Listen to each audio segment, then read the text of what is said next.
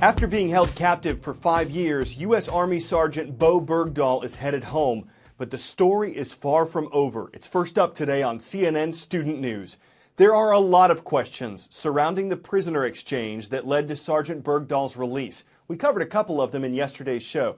There's also a debate going on about how and why Bergdahl went missing in the first place.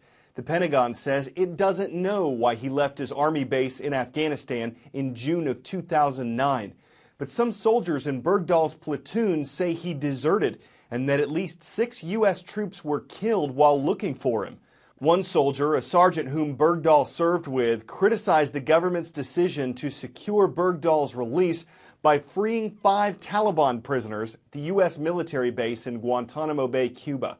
Outgoing White House spokesman Jay Carney says that what matters is that Bergdahl was a prisoner in an armed conflict and that the U.S. doesn't leave its men and women behind. Bergdahl's recovering at an American military base in Germany. His father says there will be a long process of getting Bo Bergdahl transitioned back to American life. Yesterday, President Obama announced an executive order. This is a type of law that doesn't need congressional approval, and this is a big one. It requires power plants to reduce their carbon emissions by 30% by the year 2030. Many scientists blame carbon emissions for damaging the environment. As president and as a parent, I refuse to condemn our children to a planet that's beyond fixing. Critics say this carbon reduction in the U.S. alone won't have much impact on the environment. And there could be some economic consequences as well. For one thing, it could force hundreds of power plants that are fueled by coal to shut down. The administration has set out to kill coal and its 800,000 jobs. If it succeeds in death by regulation, we'll all be paying a lot more money for electricity if we can get it. Time for the shout out.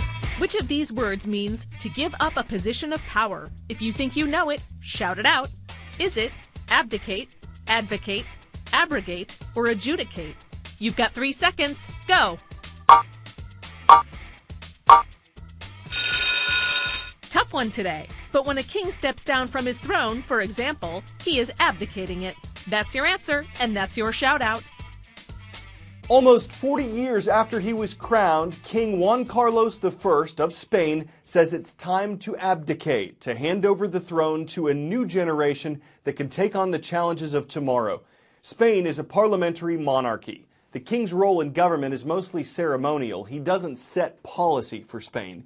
King Juan Carlos himself is part of the reason for that. He helped transition Spain back to democracy in the late 1970s. In general, he's been a popular king. But his reputation took a hit in 2012 when he went on a luxurious hunting trip as the Spanish economy was in a deep recession. So who will be Spain's new king? That honor will go to Crown Prince Felipe.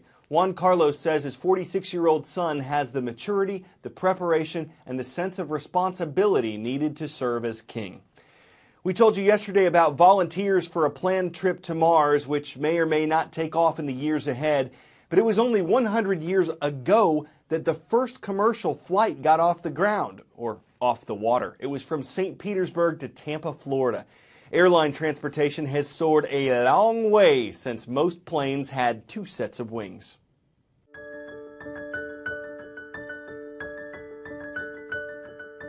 It all started with a 23-minute flight in a flying boat across Tampa Bay, Florida in 1914. It was humble beginnings for an industry which has transformed our world. Then the mayor of St. Petersburg paid $400, worth $9,000 in today's money, for the privilege of becoming the world's first paying passenger. Scheduled commercial flights were born. What the Wright brothers started, others continued. Alcock and Brown, the Gypsy Moth. These are the machines that helped create an industry which today is worth trillions of dollars. Think about it. 8 million of us each day get on a plane and take to the skies. Some 3 billion journeys were taken last year. And with those trips went the hopes and dreams of deals to be done, families to be reunited, ambitions to be realized.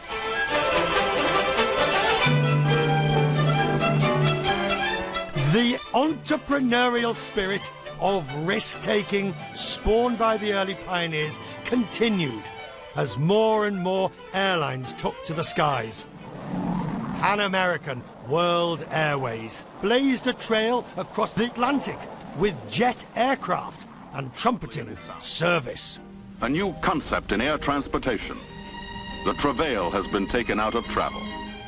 A smooth ride for passengers it might have been, but for the airline, the concept of risk and reward eventually went into reverse.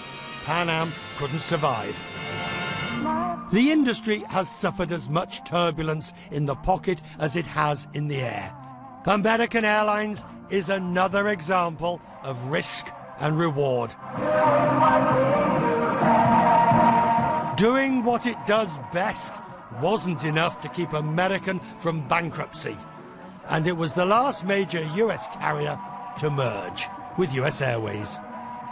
Aviation has always been at the heart of big dreams. Today's mechanical birds are a century away from that airboat which crossed Tampa Bay. But there's one thing that everyone still shares. They balance the risk and the rewards.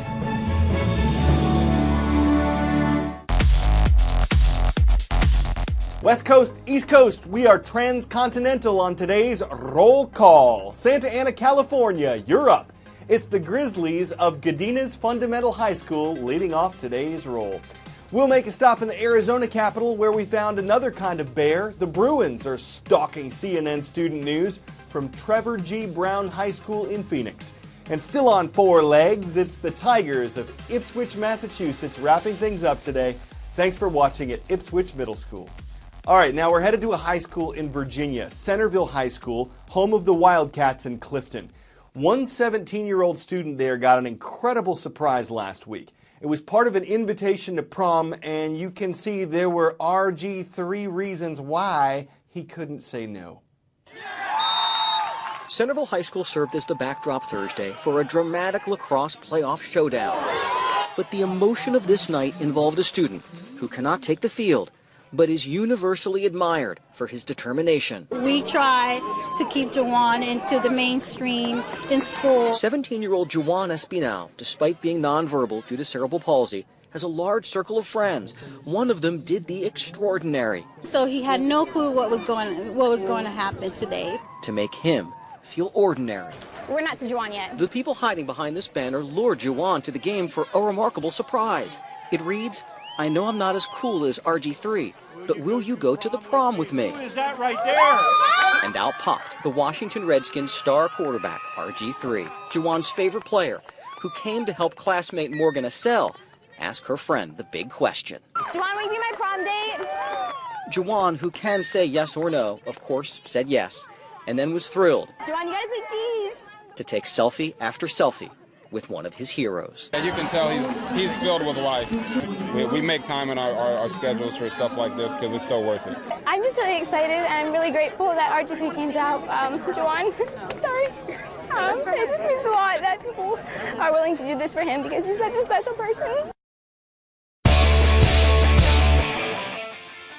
Most 21-year-olds do not or cannot run a marathon. Harriet Thompson is 91, and she just did.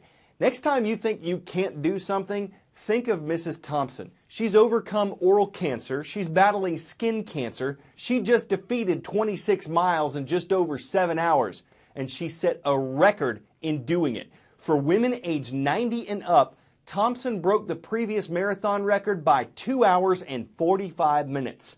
She's also been married for 67 years, so she knows a little something about going the distance.